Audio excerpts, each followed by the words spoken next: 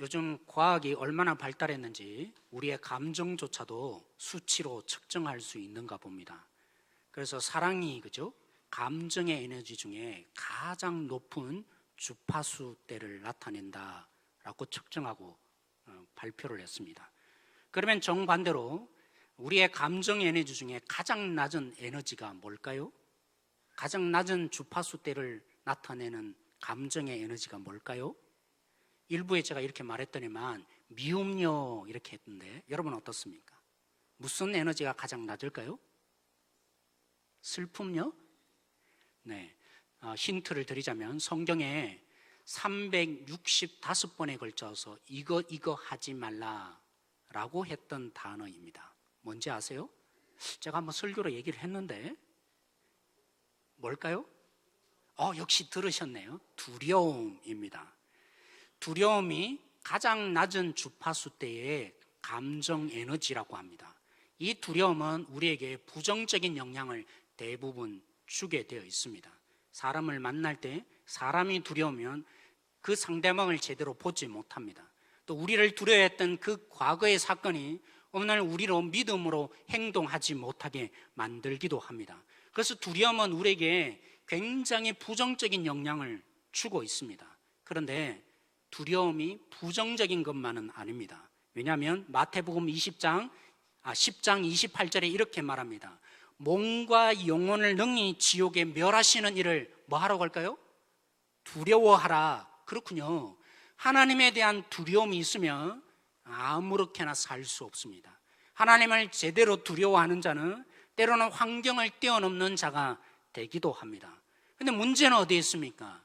이 긍정적인 신앙에 영향을 미치는 두려움이 일시적이라는 것 때문에 문제가 있는 것이죠. 여러분, 성경을 읽으면서 구약에 있는 많은 인물들 있지 않습니까? 그들을 보면 이상하지 않습니까? 그들이 하나님께 회개하고 돌이키는 역사 수없이 반복됩니다. 특별히 사사기 전체의 내용이 뭡니까? 하나님 잘못했습니다. 돌이켰던 그들이 또다시 죄를 짓습니다. 그리고 그 일이 계속적으로 끝날 때까지, 사사기가 끝날 때까지 반복되는 거 여러분 발견하면서 의문이 들지 않던가요?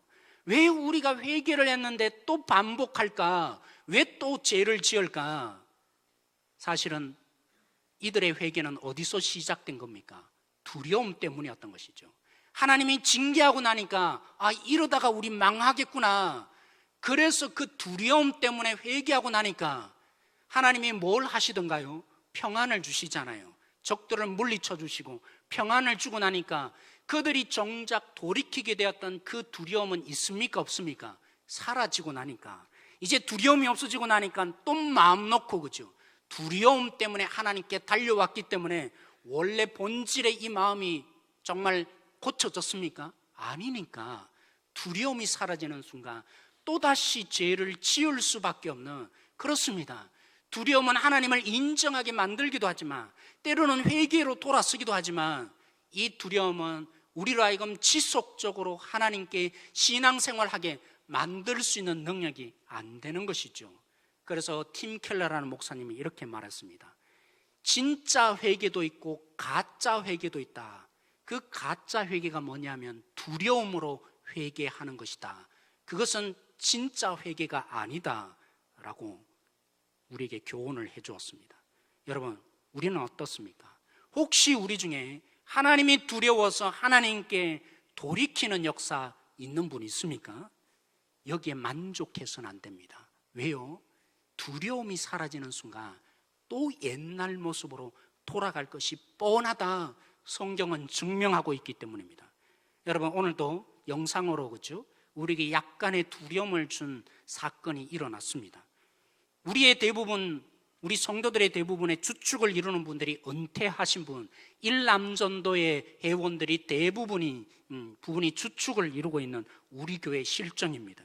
그리고 다음 세대가 이렇게 많이 줄고 있다. 사실은 의도는 관심을 기울여 달라라는 의도를 심겨놓은 것 같은데, 다음 세대가 급격하게 줄어드는 여기 속에 우리는 두려움을 맞이하고 있습니다. 이러다 망하는 거 아닌가? 나는 이 두려움으로 지금 나름대로 조치들이 일어나면 참 감사한 일이 아닐 수 없습니다. 그러나 여러분, 저는 더 큰 욕심을 내고 싶습니다. 왜요? 두려움은 일시적인 후시딘 바르는 정도의 능력밖에 주지 못하기 때문입니다. 그래서 저는 진짜 욕심을 내면서 여러분에게 묻습니다. 오늘 말씀 잠시 읽었지만 6장부터 시작되었던 스데반, 그 스데반이 설교를 하다가 어떻게 되었어요? 돌에 맞아서 결국 순교하게 되는 것입니다. 이렇게 설교자 스데반이 정말 실패한 자였을까요? 스데반이 돌에 맞아 죽었으니까 그의 설교는 정말 실패로 끝난 삶이라고 우리가 평가할 수 있는 것입니까? 베드로와 비교해 보십시다. 베드로의 이 설교를 듣고 자막을 한번 띄워주시겠습니까? 어떤 반응이 일어났습니까? 그들이 이 하나님의 복음의 말씀을 듣고 마음이 찔렸습니다. 마음이 찔린 것만이 아니라 어떤 반응을 일으켰습니까? 그들이 우리가 어찌할꼬, 정말 우리가 죄인이었네요. 하나님, 우리가 어떻게 해야 되겠습니까? 회개로 돌아서서 그 한순간에 3,000명이 주를 믿게 되는 역사가 일어났습니다. 근데 스데반의 설교 어땠습니까? 똑같습니다. 반응은 똑같습니다. 아니, 그 앞부분의 반응은 똑같은 것이죠. 이 스데반의 설교를 듣고 어떤 일이 일어났습니까? 마음의 찔림은 똑같았습니다. 근데 어떻게 했다고요? 스데반을 향해서 이를 갈았다고 분노로 가득 차서 어떻게 이따위로 말하느냐, 결국 스데반이 돌에 맞아 죽는 일이 발생했습니다. 도대체 스데반의 설교가 무엇이 문제이며 도대체 무엇 때문에 이런 반응이 일어나는 것입니까? 왜 또 이 사건을 성경의 사도행전을 통해서 우리에게 증명하고 보여주고 싶은 것입니까? 여러분, 정말 스데반은 청중을 하나 헤아리지 못하는 설교를 했기 때문입니까? 스데반의 설교가 너무나 때리는 설교. 여러분, 여러분의 조상들부터 이제까지 여러분들은 하나님을 거역하는 자손이었고, 그래서 하나님이 보내신 의인인 예수를 죽였다라고 대놓고 이 유대인들을 향해서 설교를 했습니다. 마음에 찔렸던 그들이 이를 가는 거 당연해 보입니다. 근데 여러분, 베드로도 어땠을까요? 베드로는 부드럽게 설교했을까요? 아닙니다. 3,000명의 회개가 일어났던 그들의 첫 반응이 뭐였습니까? 어찌할꼬였습니다. 왜 어찌할꼬 했을까요? 베드로의 설교도 마찬가지였다는 것입니다. 그의 설교의 내용이 너무나 과격해서, 그래서 그의 설교를 듣는 청중들이 무슨 설교를 했는데요? 너희들이 주를 죽였다. 부활한 예수님이 부활했는데 잘 보라고. 이 예수님을 하나님이 보내셨는데 너희들이 이 예수를 십자가에 못 박아 죽인 자가 너희들이다 라는 설교였습니다. 설교의 내용의 문제가 결코 아니었습니다. 그렇다면 청중들이 문제인 것입니까? 스데반의 설교를 들었던 대부분의 사람들은 뇌물을 먹고 매수당했습니다. 스데반의 모든 행동과 잘못이 있는데 특별히 율법을 그가 부인하고 성전을 무너뜨리는 일을 했다라는 것에 그들이 전부 동참하면서 스데반의 설교를 듣기 시작한 것입니다. 이런 청중들이었는데, 여러분, 오순절에 성령 강림이 일어났던 베드로의 설교를 들었던 3,000명의 회개가 일어났던 이들의 대부분의 첫 반응이 뭐였습니까? 이들의 군중들이 누구였습니까? 오순절의 성령 강림 기로도 들음에도 불구하고 그들의 반응이 뭐였습니까?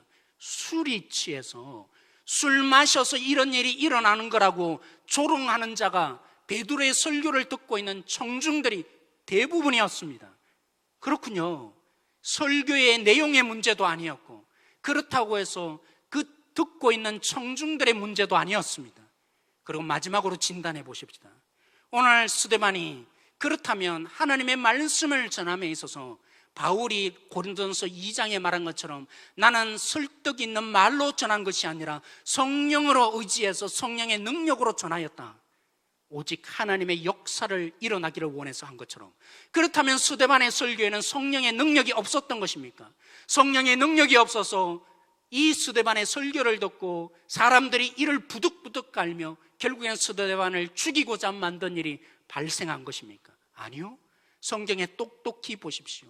오순절에 그 성령의 강림으로 베드로가 성령의 능력으로 설교했다면 스데반이 어떤 자라고 말합니까?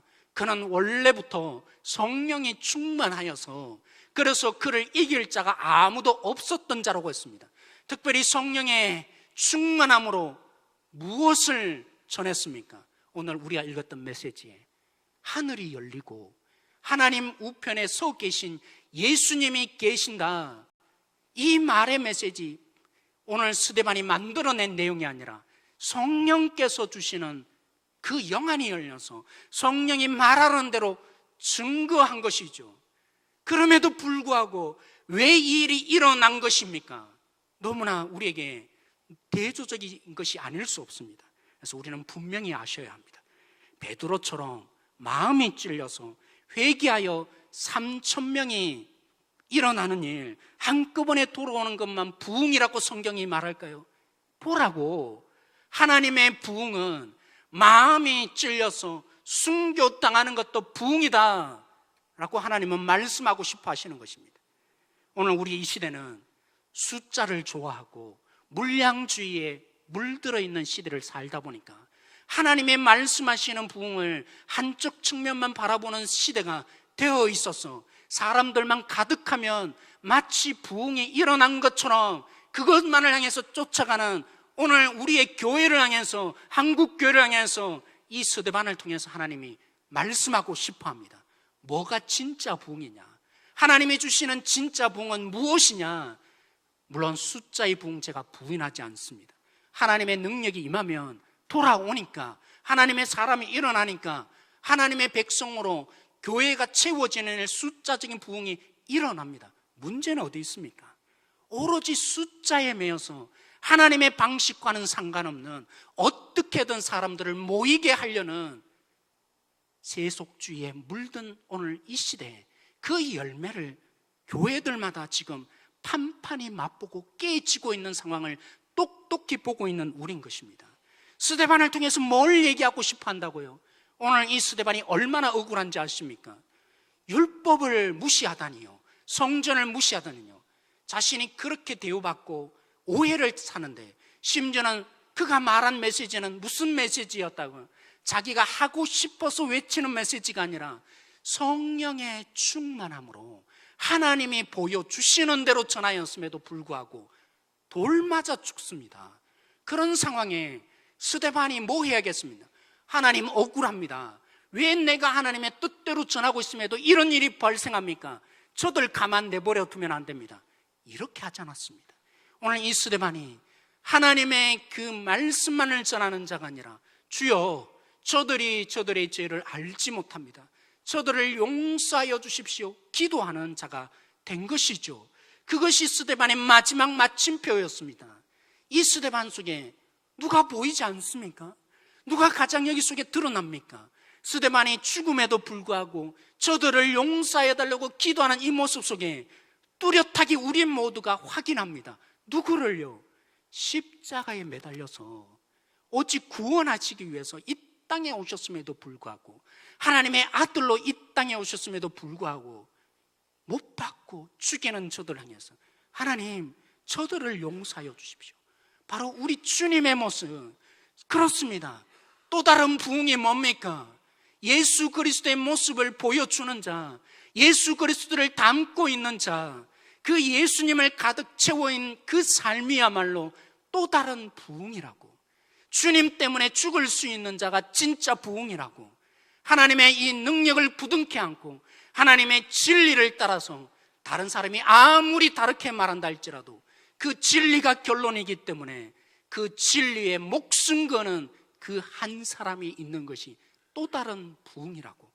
오늘 이 스데반을 통해서 오늘 이 한국교회, 우리 교회에 선포하시는 하나님이신 것입니다. 물량주의에 물들어서 숫자적인 부흥을 그토록 원한다면 우리는 보아야 합니다. 예수님이 오병이어의 표적을 행하신 이후에 이 표적의 의미를 온 무리에게 증거하지 않았습니까? 내 피를 마시고 내 몸을 먹어라.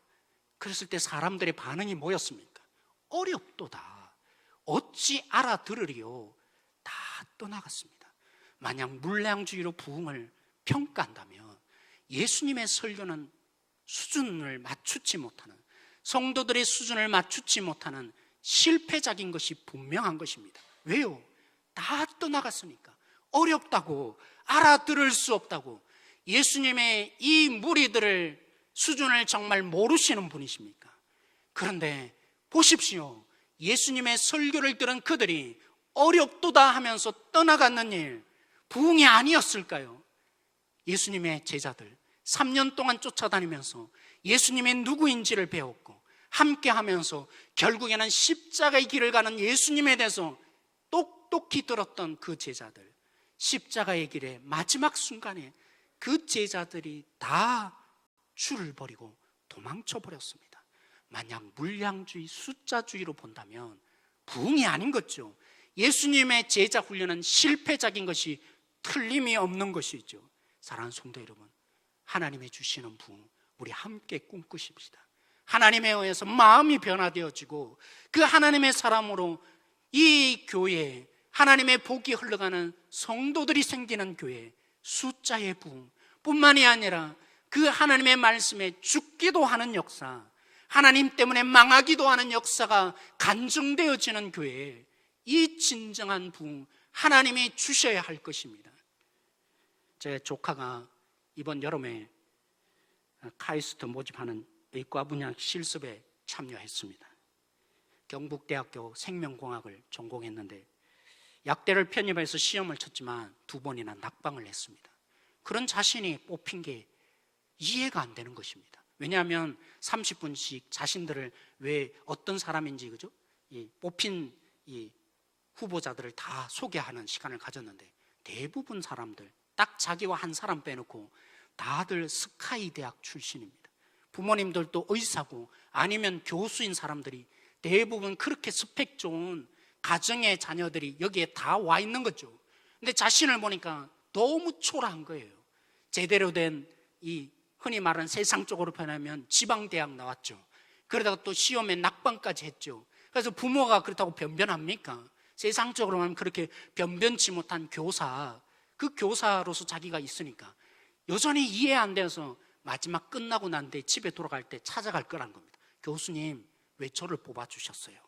왜 나 같은 사람 무슨 자격이 있다고 뽑아주셨어요? 그 마음으로 언젠가는 물을 거다, 이렇게 얘기를 했어요.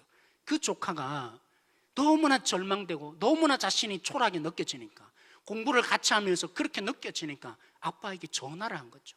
저에게는 형님인 분에게, 그죠? 저의 제일 큰 누님의 남편이니까 전화를 하니까 그 형님이 뭐라고 한지 아세요? 너 다른 친구들 성적으로 이기려고 하지 마라. 이길 수 없다. 너는 그들에게 없는 생명이 있다. 이 생명으로 그들을 이겨라. 이 말이 무슨 말이겠습니까? 알아들은 거죠. 위로가 된 것이죠. 그래서 계속 공부하면서 여전히 초라함을 느낄 때가 종종 있었다고 합니다.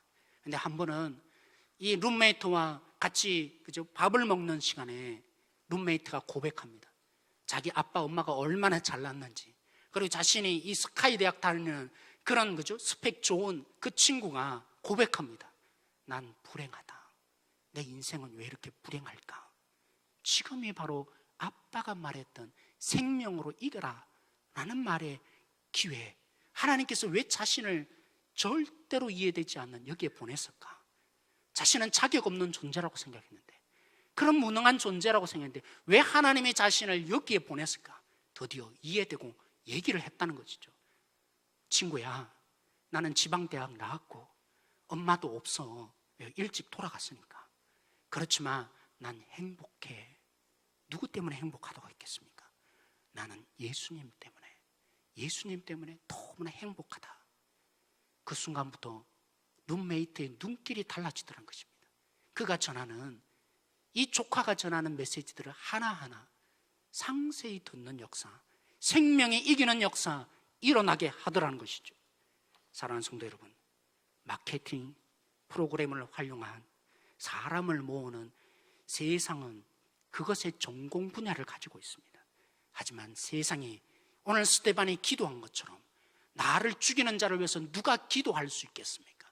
오직 예수 그리스도, 그분을 바라본 자, 성령이 충만하여서 이 스데반이 얘기한 것처럼 오늘 하늘이 열렸는데 예수님의 보좌 우편에 앉아 계신 것이 아니라 서 계신다. 오직 이 예수님에 의해서 살아난 자, 그 교회만이 오늘 이 능력을 발휘할 수 있는 것이죠. 저는 무능합니다. 때로는 마케팅 전략도 없고 프로그램을 나타낼 수 있는 그런 특별한 지능도 갖고 있지 않습니다. 저는 믿습니다. 오늘 예수님을 믿는 우리에게 이 세상에 나타낼 수 없는 능력을 주시길 원하고 계십니다.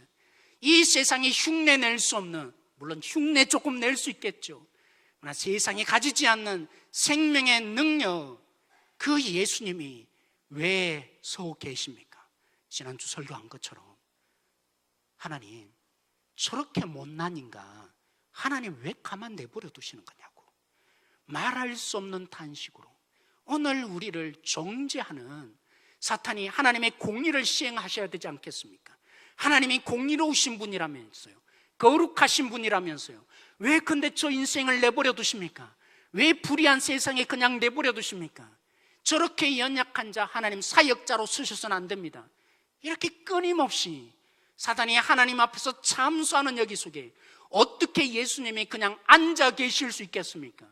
나는 하나님이다, 너희들 어떻게 자라나 두고 보자, 어떻게 그 예수님이 앉아 계실 수 있겠습니까?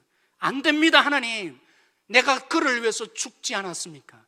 저 영혼 하나님의 피로 값주고 산 생명입니다. 막았으며 서셔서 우리를 통치하시며 하나님의 자녀다운 삶이 될 때까지 놓치고 있지 않게 앉아 계실 수 없는 예수님, 그 예수님의 보좌로 우리를 이끄시기 위해서 지금도 놓치지 않고 일하시는 주님이 우리 주님인 거죠. 그 주님을 스데반이 보았기에, 주님, 저들을 불쌍히 여겨주십시오. 저들을 구원하셔야 됩니다. 저들이 알지 못하고 저희를 합니다. 그들을 위해서 기도하는 자리 서 있을 수 있었던 것이죠. 근데 사랑하는 성도 여러분, 제가 오늘 말씀을 준비하며 기도하는데 자꾸 로마서 7장이 떠오릅니다. 왜 로마서 7장이 떠오를까? 저희는 궁금했습니다. 하나님 어떤 메시지를 전해야 될까요? 그렇게 기도하고 있는 저에게 로마서 7장이 자꾸만 생각이 납니다. 왜 그럴까요? 왜 자꾸 이 말씀이 생각났을까요? 여러분, 스데반이 율법을 무시하고 성전을 무너뜨린다, 그런 거짓 고소함에 스데반이 어떻게 설교했다고요? 너희들이야말로 아브라함 때부터 지금까지도 하나님을 거역하고 결국에는 하나님의 아들인 예수조차 죽인 사람들이다. 내가 성전을 무시했다고? 아니라고. 너희들이야말로 하나님을, 그 거룩하신 하나님을 한가운데 집이라는 이 성전에 가두어 놓고 너희에게 마음껏 활용할 수 있는 그런 존재로 타락한 너희들이야말로 죄인이다 설교했던 스데반, 이 모습이 로마서 7장에 고스란히 나타나더라고요. 왜 그렇습니까? 오늘 우리는 그렇습니다. 쓰러질 때마다, 넘어질 때마다 로마서 7장의 말씀, 오라 공고한 사람이다, 이 말씀으로 우리 자신을 위로합니다. 넘어질 때마다, 말씀을 지키지 못할 때마다, 그래 사람은 못 지키는 거야, 어디에 근거하고 있습니까? 로마서 7장 말씀, 오라 공고한 사람이라, 원래 인간은 이런 존재인 거야, 하나님 말씀대로 지킬 수 없는 존재인 거야, 넘어진 것이 당연한 거야, 자신의 죄를 정당화하고 위로하는 말씀으로 로마서 7장을 종종 우리는 사용하는 것을 봅니다. 뿐만입니까? 은혜라고? 은혜가 무슨 해답이냐고. 하나님의 은혜, 그 은혜라고 말하는 사람들이 아무것도 안 하고 손 놓고 있더라. 이게 교회의 문제라고.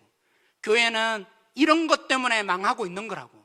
그래서 또 열심을 내자고, 최선을 다하자고, 이것이 목소리가 점점 교회들마다 커져가고 있습니다. 로마서 7장 왜 지어졌다고요? 죄인이니까 죄 지을 수밖에 없다, 이 정당함을 위해서 내놓는 말씀이 결코 아니라고요. 최선을 다해라, 온갖 방법을 다 동원해야 그래야 부흥한다. 로마서 7장의 얘기, 이것을 강하게 때리는 거죠. 왜요? 로마서 7장을 통해서 우리가 문제이지 하나님의 말씀이 문제가 아니라고.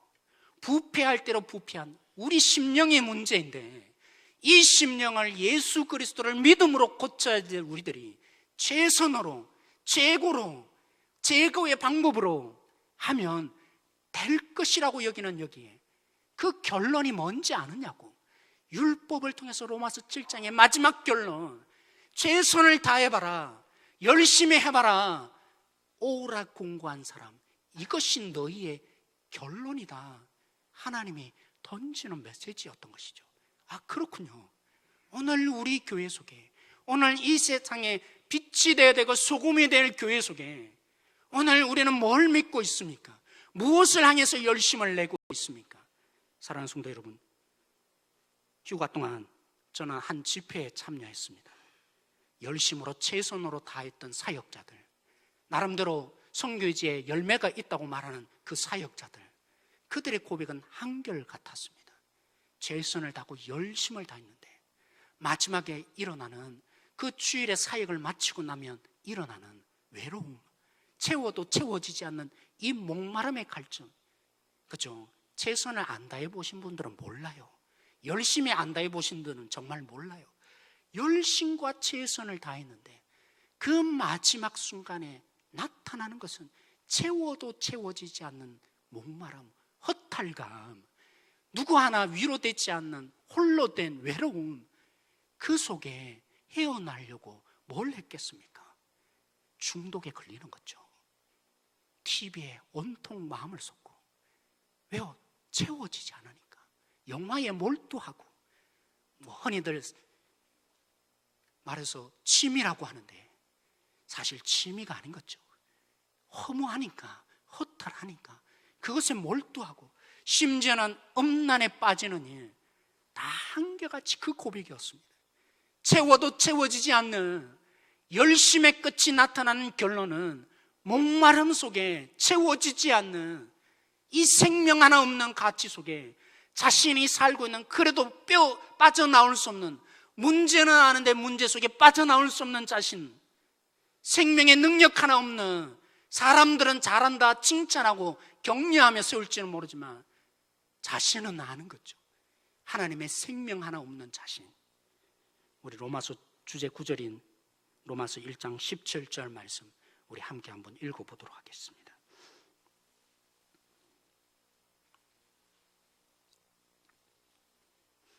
로마서 1장 17절 말씀 같이 읽겠습니다. 시작.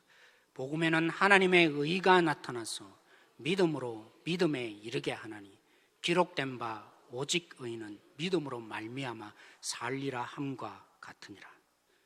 여러분, 오해하시면 안 됩니다. 초신자에게만 믿음이 필요하다고요? 예수님을 전혀 모르는 사람에게만 구원받기 위해서 믿음이 필요하다고요? 아니요. 예수님을 믿어도 여전히 믿음입니다. 주님이 부르셔서 온전한 하나님의 나라의 백성이 될 때, 그때도 여전히 믿음입니다. 그래서 뭐라고 한다고요? 믿음으로 믿음에 이르게 한다고요. 진짜 믿음은 행함이 아닙니다. 그래서 로마서 4장을 통해서 설명하잖아요. 그래서 또 오해할까 싶어서 로마서 7장을 통해서, 율법을 통해서 다시 한 번 더 얘기하잖아요. 최선이 믿음이 아니라고, 우리의 대단한 헌신이 믿음이 아니라고. 진정한 믿는 자, 오해하고 있는, 은혜면 다냐고, 믿음이 진짜인지를 보지 못한 영혼들에게 소리치고 있습니다. 믿음이 뭡니까? 진짜 믿음은 최선과 두려움 때문에 행하던 그 행위 이상을 하게 만듭니다. 진짜 믿는 믿음은 온전히 내 자신을 하나님께 항복합니다. 하나님이 믿어지니까, 하나님이 아빠임을 믿어지니까 내 자신 온전히 하나님 앞에 맡길 수 있는 것이죠. 내 생각, 내 계획, 내 뜻을 하나님 손에 온전히 맡겨서 하나님이 우리를 마음껏 역사하실 때 오늘 우리는 하나님의 능력이 나타나게 될 것입니다. 두려움으로만 할 수 없었던 일시적인 효과가 아니라 하나님의 능력, 영원히 쇠하지 않는 하나님의 능력, 언제 일어납니까?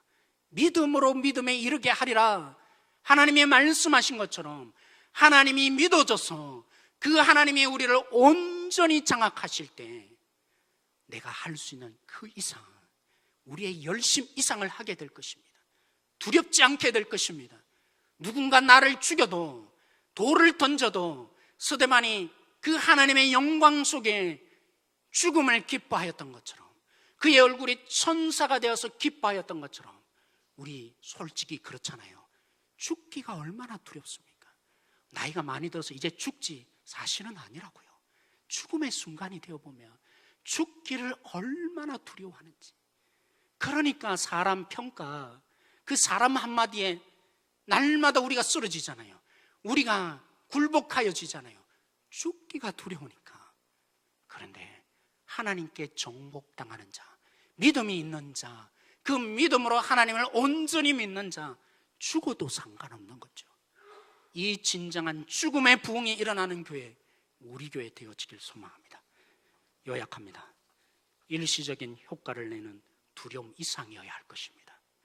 부패한 마음이 고쳐지는 부흥을 꿈꾸십시다. 하나님께 온전히 장악되어서 하나님의 마음껏 우리를 사용하는 하나님의 생명과 능력자, 그 믿음의 사람 되지 않으시겠습니까? 이 시간 우리 기도하십시다.